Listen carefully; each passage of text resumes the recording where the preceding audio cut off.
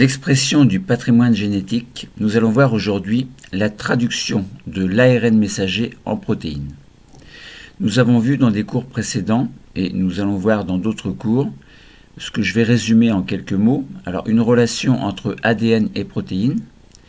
Les protéines sont des macromolécules essentielles et nous avons vu également que les gènes contrôlent la synthèse des protéines. Alors, nous avons vu tout cela de manière très simple, évidemment.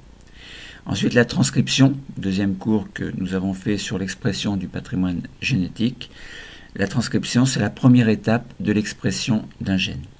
Donc, nous avons vu qu'il y avait la nécessité d'un intermédiaire qui s'appelait l'ARN messager et nous avons vu le mécanisme de la transcription de l'ADN en ARN. Ensuite, nous verrons un petit peu plus tard donc, la maturation des ARN messagers. Nous verrons que les gènes des eucaryotes sont morcelés et qu'un processus de diversification des protéines est tout à fait possible. Nous allons voir aujourd'hui un cours sur la traduction de l'ARN messager en protéines. Nous allons voir le mécanisme. Et nous allons voir qu'il est nécessaire qu'il y ait un code génétique. Et ce code génétique sera en quelque sorte un système de correspondance entre une séquence de nucléotides et une séquence d'acides aminés. Donc nous allons voir évidemment le mécanisme de la traduction en détail, mécanisme qui va se faire au niveau des ribosomes. Puis dans un autre cours, nous verrons qu'il existe une certaine régulation de l'expression des gènes.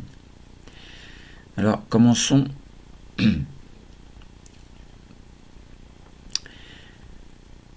Commençons par parler un petit peu de traduction. Donc traduction, ça consiste en quoi? La traduction de l'ARN messager en protéines.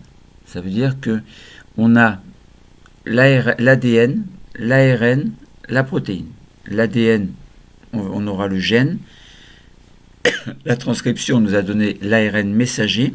Et maintenant, ce qu'il va falloir, c'est décrypter, grâce à un code génétique, la séquence de cet ARN messager en protéines, donc en séquence d'acides aminés.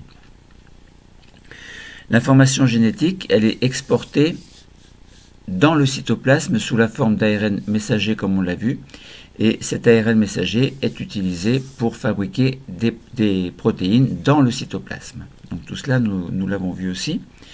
Alors on peut se poser la question, comment la séquence des nucléotides d'un ARN messager peut-elle être convertie en une séquence d'acides aminés qui constituera évidemment une protéine. Alors on va s'intéresser à quelques expériences qui ont été faites, notamment par Nirenberg et un petit peu plus tard par Khorana, donc Gobind-Khorana, ou Gobind, vous dites comme vous voulez. Alors, donc, ces expériences ont montré qu'il y avait une nécessité d'un système de correspondance qu'on appelait le code génétique. Alors, schéma du protocole de Nirenberg, il a pris un tube à essai, il a mis des ARN messagers, il a mis des acides aminés, et puis il a regardé ce qui se passait. Alors, il a mis des ARN messagers, mais pas n'importe comment. Il a pu obtenir des poly-U, U ça veut dire uracile, des poly-U, donc le U remplace le T dans la séquence de l'ARN messager. Il n'y a pas de T dans l'ARN messager. Il n'y a que A, U, C, G. Alors, il a fait un poly-U, donc U, U, U, U, U, X fois. Il a mis les acides aminés et il a regardé ce que ça donne. Eh bien, il a obtenu un polymère de phénylalanine. La phénylalanine, c'est un acide aminé, donc qui fait partie de ces 20 acides aminés différents. Bon. Ensuite, il a fait un poly-C, donc une cytosine répétée plusieurs fois au niveau de l'ARN messager. Il a obtenu, après avoir mélangé tous les acides aminés, il a obtenu la proline, un polymère de proline, en fait. Donc proline relié à la proline par des liaisons peptidiques. Il a fait un poly-G, polyguanine, et il a obtenu un polymère de glycine. Et puis Khorana, un petit peu plus tard, a fait un polymère également, mais constitué par deux nucléotides. Donc il a mis AC, A, ACA, ACA, ACA, etc. Mais le polymère, c'est AC. Donc il a fait AC, AC, AC. Et il a obtenu un polymère de tréonine et d'histidine. Enfin, ce que je veux dire, c'est que la tréonine est reliée à l'histidine, qui est elle-même reliée à la tréonine, etc. Donc on avait une séquence, donc un polymère dans lequel la tréonine était reliée à l'histidine de manière, donc en formant une longue chaîne, quoi. Bon. Donc dans les années 60, il a établi l'association, le fait que 3 nucléotides permettaient de coder pour un acide aminé. Donc 3 nucléotides. En fait, ces 3 nucléotides constituent un codon. Par exemple, si on a UUU, eh bien UUU va coder, on le verra après grâce à un tableau du code génétique, donc va coder pour la phénylalanine. Autrement dit, le décryptage d'un codon UUU qui est situé sur l'ARN messager va donner un acide aminé particulier qui sera la phénylalanine. CCC donnera la proline, GGG va coder pour la glycine, ACA va coder pour la tréonine et CAC va coder pour l'histidine. Donc voilà ce que l'on peut déduire des expériences de Nirenberg et Khorana. Voilà, donc un tube à essai, ARN messager avec des séquences différentes, en commençant par le poly-U, poly-C, poly-G, poly-AC ensuite. On mélange en mettant tous les acides aminés et on obtient donc ce qu'on a dit, donc des polymères, soit de phénylalanine, de proline, de glycine et tréonine et histidine en même temps. Voilà. Donc Nirenberg, il parvient, il est parvenu à préparer des ARN messagers artificiels formés d'un seul type de nucléotide, tandis que Khorana a réussi à former un polymère qui était donc au niveau d'une protéine, enfin une protéine qui était un polymère de tréonine et histidine. Voilà, donc cette méthodologie a permis en 1965 le décryptage complet du code génétique. Ça veut dire que ils ont réussi à montrer qu'il existait 64 associations possibles de 3 nucléotides. Donc à chaque codon de l'ARN messager correspondait un acide aminé particulier et toujours le même. 3 codons n'ont pas d'acide aminé dédié, c'est-à-dire ne codent pas pour un acide aminé. On les appelle des codons stop ou codons non-sens. Alors on s'aperçoit que donc si on regarde le tableau du code génétique, en fait, on s'aperçoit que ce code génétique, il est à la fois redondant et univoque. Alors pourquoi redondant? Parce qu'on s'aperçoit que plusieurs codons vont pouvoir coder pour le même acide aminé. Mais un acide aminé n'est codé que par un seul type de codon. Bon. Ça veut dire qu'un codon ne peut pas coder en fait pour 2 acides aminés. Bon. Si on prend l'exemple de la leucine, on a CUU qui code pour la leucine, CUC, CUA, CUG. On voit bien qu'il y a plusieurs codons qui codent pour un seul acide aminé. On dit que le code génétique est redondant. Et univoque, ça veut dire que lorsque l'on a un codon, il ne code que pour un acide aminé précis et il ne peut pas coder pour plusieurs acides aminés. Alors, si vous regardez, je vous invite à prendre le tableau du code génétique devant vous et à raisonner, à réfléchir comme je vais le faire maintenant. Alors, c'est un tableau, ce code génétique, à 3 entrées. Première entrée, on va définir un des 4 nucléotides. Deuxième entrée, un des 4 nucléotides également. Et troisième entrée, également un des 4 nucléotides. Alors, si on fait la première entrée, on va prendre un exemple, le poly-U. On avait dit tout à l'heure que Nirenberg avait fait un poly-U au niveau de l'ARN messager. Il avait obtenu un polymère de phénylalanine. Essayons de voir si on peut obtenir la phénylalanine à partir de ce tableau du code génétique. Première entrée, on a U. Deuxième entrée, on a U. Donc deuxième nucléotide, on a U. Donc première entrée, ça veut dire premier nucléotide, c'est U. Deuxième entrée dans le tableau, le deuxième nucléotide, ce sera ce sera U, donc on a bien U, U, et on a dit U pour le troisième nucléotide. Donc troisième entrée, on regarde à l'intersection des deux premiers nucléotides, on peut avoir soit la phénylalanine, soit la leucine. Mais si on regarde bien, puisque le troisième nucléotide c'est l'uracile, eh bien on a bien UUU, code pour la phénylalanine. Donc c'est bien ça. Donc si on a UUU X fois, on aura X fois la phénylalanine, c'est-à-dire un polymère phénylalanine, phénylalanine, phénylalanine, constituant une protéine.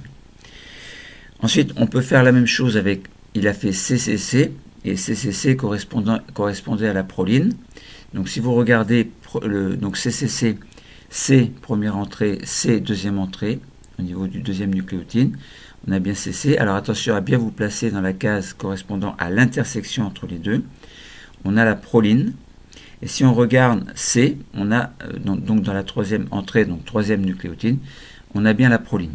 Donc c'est bien ce qu'avait obtenu Nirenberg. On a bien un polyproline correspondant à l'acide aminé, à la protéine, qui provient de la traduction du poly-C, c'est-à-dire polycytosine, correspondant évidemment à l'ARN messager. Alors ensuite, Nirenberg avait fait un poly-G. Alors on regarde, G première entrée, G deuxième entrée, à l'intersection on a une glycine, et le G correspond bien à la glycine. Le troisième G correspond bien à la glycine. Donc on a bien un polymère de glycine. Voilà, ensuite Khorana avait fait un polymère, alors AC, mais comme AC ça ne marche pas, il faut un codon, c'est-à-dire 3 nucléotides. Comme c'est AC, on fait ACA, premier codon, et CAC, deuxième codon. Et on va voir si on obtient pour ACA la thréonine et pour CAC l'histidine. Alors on regarde dans le tableau. Première entrée, on a A, donc on se place sur la ligne du A dans le tableau. Deuxième entrée, on a un C, on se place à l'intersection du deuxième nucléotide. On a bien AC, on a la thréonine. Et si on regarde ACA, à nouveau le A, on a toujours la thréonine. Donc on a bien la thréonine qui provient du codon CAC. Ensuite on a ACA plutôt. ACA, attention, hein, j'ai pu me tromper. Ensuite CAC, on devrait avoir l'histidine, on va voir. Donc C, on met le A, on a soit l'histidine, soit la glutamine, mais comme on a C, eh bien ça correspond bien à l'histidine. Donc on a bien le polymère de thréonine-histidine qui se répète indéfiniment, en tout cas correspond au nombre de fois qu'il y a le codon, enfin les deux codons. Bon voilà, vous avez compris hein, que le code génétique nous permet de faire la correspondance entre un codon de l'ARN messager et l'acide aminé de la protéine. Donc, ce tableau évidemment est très important. Alors maintenant essayons de voir les acteurs et les mécanismes de la traduction. D'abord les acteurs. En microscopie électronique avec de fausses couleurs, on peut voir les acteurs de la traduction d'un ARN messager. Il y en a 3. Alors 3 sur le schéma, enfin sur la photographie qui est prise en fausse couleur évidemment, mais à partir d'un microscope électronique. Alors on a tout d'abord l'ARN messager qui ressemble à un long fil. Sur cet ARN messager, il y a des petits points bleus qui correspondent à des ribosomes. Et puis, au niveau de ces ribosomes, on voit pratiquement perpendiculairement au fil rouge de l'ARN messager, perpendiculairement, on voit des espèces de fils verts. Ce sont les protéines, bon, qui sont en cours de synthèse. C'est-à-dire, ça correspond en fait à la traduction de l'ARN messager en protéines, c'est-à-dire en séquence d'acides aminés. Donc 3 acteurs. Alors on peut s'amuser à partir d'un logiciel comme LibMol de modélisation moléculaire. On peut mettre en évidence donc au niveau de ces ribosomes une grosse sous-unité et une petite sous-unité. Et entre les deux, pris en sandwich, il y a l'ARN messager. Bon, cet ARN messager contient le système de lecture constitués par des codons. Et on va voir le mécanisme. Alors d'abord, première étape, le mécanisme très simple. Je dis globalement les choses au niveau du mécanisme. Et ensuite, je vais reprendre sur une animation en détaillant un petit peu plus. Le mécanisme de la traduction. Le voici. Alors il y a 3 étapes. Étape d'initiation, étape d'élongation, étape de terminaison. L'initiation de la lecture, donc de la traduction de l'ARN messager, se fait toujours au niveau d'un codon AUG. Ce codon AUG code pour la méthionine, donc l'acide aminé méthionine, toujours. Et à noter qu'en fin de traduction, la méthionine sera éliminée. Alors il y a donc un ribosome, la petite sous-unité du ribosome vient se mettre sur l'ARN messager et la grosse sous-unité vient se mettre sur la petite sous-unité en emprisonnant en sandwich l'ARN messager. Et puis, de codon en codon, ce ribosome, qui est constitué par les 2 sous-unités qui a pris en sandwich l'ARN messager, va se déplacer, donc de codon en codon. Un acide aminé sera amené, alors on verra qu'ils seront amenés par des ARN de transfert, et des liaisons peptidiques vont se former entre les acides aminés qui seront les plus proches, donc de proche en proche en fait, et à mesure que le ribosome se décale, on a la biosynthèse de la protéine qui se fait, c'est-à-dire l'allongement de la chaîne protéique par assemblage des acides aminés selon grâce à des liaisons peptidiques. Donc la phase d'initiation passée, on a ensuite une phase d'élongation. Je répète, le ribosome va de codon en codon, les acides aminés sont amenés par des ARN de transfert, ils se fixent entre eux par des liaisons peptidiques et lorsque la terminaison arrive au niveau d'un codon stop, eh bien les 2 sous-unités du ribosome se séparent et la chaîne peptidique est libérée. L'ARN messager là du coup ne sert plus à rien. Alors lorsqu'il y a le mécanisme de la traduction, plusieurs ribosomes sont fixés, prennent en sandwich en fait l'ARN messager, ce qui fait qu'un nombre important de protéines peuvent être synthétisées. Voilà, donc élongation, donc initiation, il faut bien retenir que le début de la traduction se fait au niveau du codon initiateur AUG, c'est ce qui va amorcer la traduction. Au cours de l'élongation, il y a bien un déplacement du ribosome le long de l'ARN messager. Il y aura mise en place des acides aminés correspondant à chaque codon. Il y aura établissement des liaisons peptidiques entre les acides aminés. Et suite à la terminaison, donc qui sera la fin de la traduction, cela se fait lorsque le ribosome rencontre un codon stop. Et à ce moment-là, la chaîne polypeptidique, enfin la protéine en fait, c'est-à-dire l'enchaînement d'acides aminés, est libérée, la protéine est formée. Petit détail, c'est que la méthionine sera éliminée. Essayons de voir maintenant à partir d'une animation, donc en essayant de détailler un petit peu plus. Alors il y a un enchaînement d'acides aminés, de nucléotides, donc A, C, U, G. Alors je ne vais pas vous donner l'ordre, mais à un endroit il y aura une initiation qui correspondra au codon AUG, et puis ensuite il y aura une terminaison. Alors, essayons de détailler ce mécanisme à partir de l'animation. Alors, tout d'abord, la petite sous-unité du ribosome vient se fixer en regard du codon d'initiation AUG. Et se décale. Ensuite, il se décale ensuite d'un codon. Alors là, par exemple, on aurait AUG, et un ARN de transfert va venir se fixer sur le codon AUG grâce à un anticodon UAC. Donc il y a une complémentarité évidemment entre le codon et l'anticodon. Et l'ARN de transfert amène la méthionine. Voilà. Donc, et le codon suivant sera le codon UGC, qui va correspondre à un acide aminé bien particulier. Mais avant, la grosse sous-unité vient se fixer sur la petite sous-unité du ribosome en prenant en sandwich l'ARN messager.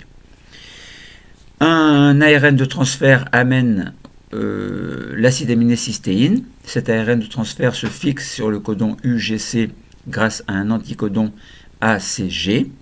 Et les deux acides aminés, méthionine et cystéine, sont proches l'une de l'autre. Sont proches l'un de l'autre. Un acide aminé. Donc sont proches l'un de l'autre. Alors la liaison peptidique se forme. L'ARN de transfert qui a amené la méthionine se trouve libéré, donc il s'en va. Le ribosome va se décaler d'un codon. Un ARN de transfert va amener la tyrosine puisque le codon correspond au codon UAC. Donc l'anticodon AUG va venir se fixer sur le codon UAC, pardon. Et de ce fait-là, la tyrosine est amenée, puisque le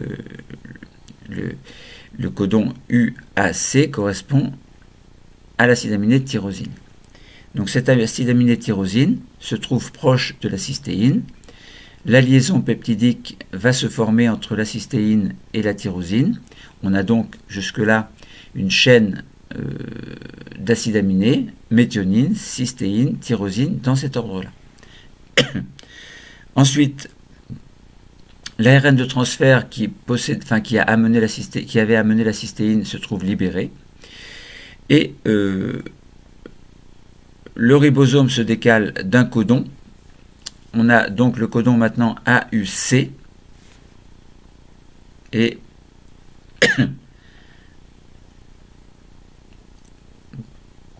un ARN de transfert amène le codon, pas le codon, mais amène l'acide aminé isoleucine, ILE. Il s'est fixé sur le codon AUC, cet ARN de transfert, grâce à un anticodon UAG. Voilà. Ensuite, la tyrosine et l'isoleucine se trouvent à proximité. La liaison peptidique va se former, ce qui permet de libérer l'ARN de transfert qui possédait la tyrosine. Le ribosome va se décaler d'un codon. On a maintenant le codon CAG. Un ARN de transfert amène l'acide aminé glutamine, GLN, qui se trouve de ce fait-là à proximité de l'isoleucine. Une liaison peptidique se crée. L'ARN de transfert qui contenait l'isoleucine se trouve libéré. Le ribosome se décale d'un codon. On se retrouve donc avec le codon GAC. L'anticodon CUG se fixe sur le codon GAC. Cet ARN de transfert amène ASP, l'acide aminé ASP, qui va se fixer à la glutamine par une liaison peptidique, ce qui libère l'ARN de transfert qui contenait GLN. Le ribosome se décale. Un ARN de transfert amène la cystéine, avec fixation de l'anticodon ACG sur le codon UGC. La cystéine se trouve proche de ASP et donc une liaison peptidique se crée, ce qui libère l'ARN de transfert contenant ASP. Le ribosome se décale d'un codon. On se trouve avec un codon CCC et l'anticodon GGG vient se fixer sur CCC. Cet ARN de transfert amène la proline, l'acide aminé proline, qui se trouve proche de la cystéine. Et donc une liaison peptidique cystéine-proline va se former, ce qui libère l'ARN de transfert qui avait amené la cystéine. Le ribosome se décale d'un codon. On a donc le codon maintenant CUG. Un ARN de transfert amène la leucine. Donc après s'être fixé sur le codon CUG, grâce à l'anticodon GAC, la leucine se trouve à proximité de la proline. La liaison peptidique se crée, ce qui libère l'ARN de transfert qui contenait la proline. Le ribosome se décale d'un codon pour arriver au codon GGC. L'ARN de transfert amène GLI, la glycine, qui se trouve proche de la leucine. la liaison peptidique leucine-glycine se forme, ce qui libère l'ARN de transfert qui contenait la leucine. Et puis, le ribosome se décale d'un codon. On arrive à un codon UAG qui est un codon stop. Donc là, il n'y a plus d'ARN de transfert. Aucun ARN de transfert ne peut amener d'acide aminé. Par conséquent, les deux sous-unités du ribosome se séparent. La protéine, donc l'enchaînement des acides aminés, est libéré. Et la méthionine, qui était le premier acide aminé fixé, se trouve détaché de la protéine.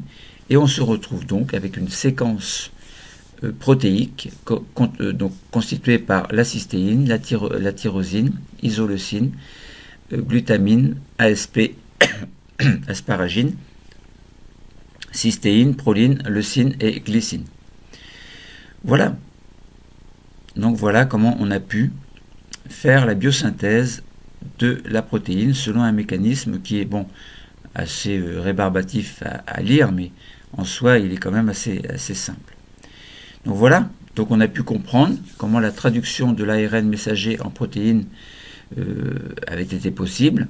Simplement, il existe entre l'ARN messager et les acides aminés un code que l'on appelle le code génétique qui permet de traduire cet ARN messager en une séquence d'acides aminés constituant une protéine.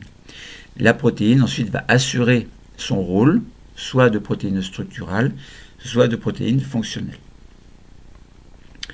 Donc voilà, je pense qu'on en a dit assez. Traduction de l'ARN en protéine, l'ARN messager en protéine. Voilà, le cours est terminé. Merci.